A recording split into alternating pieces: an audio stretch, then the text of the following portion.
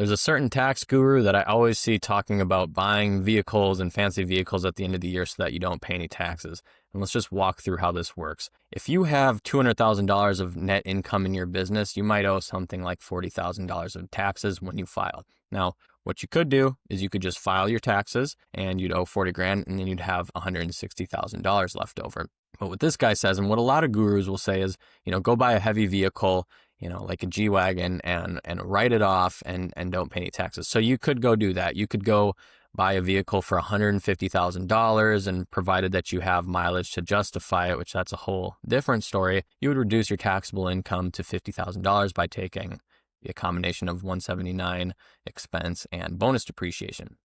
This all sounds great, but now let's think about what you're left with at the end of the year. You have $50,000 of business profit, and let's say you didn't owe any taxes, or you only owed 10 grand in taxes. You would now have $40,000 at the end of the year instead of $160,000 that you would have just had by paying your taxes. So you've got 40 grand in a G-Wagon instead of just having 160 grand. So think about, what you really want. I don't think anyone's taking that trade. So think about where you're going to be, what's going to leave you in a better position. Now, the argument to this by this tax guru might be, hey, well, you can finance that vehicle and it doesn't cost you cash. So you could finance the G-Wagon, only put $20,000 down and you would still get that tax deduction. So that's where debt can kind of be a cool tool.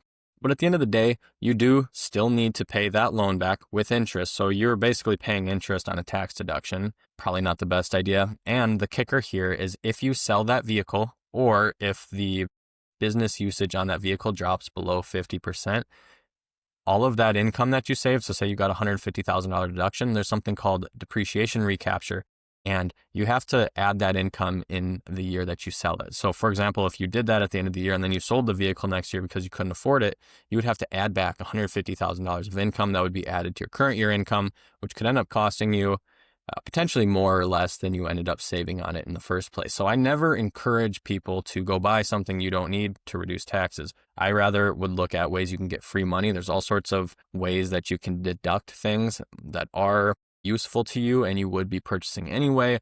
Or we look at something like real estate with the short-term rental tax strategy. There's a lot of ways to reduce tax that aren't just lazily going out and buying a vehicle at the end of the year.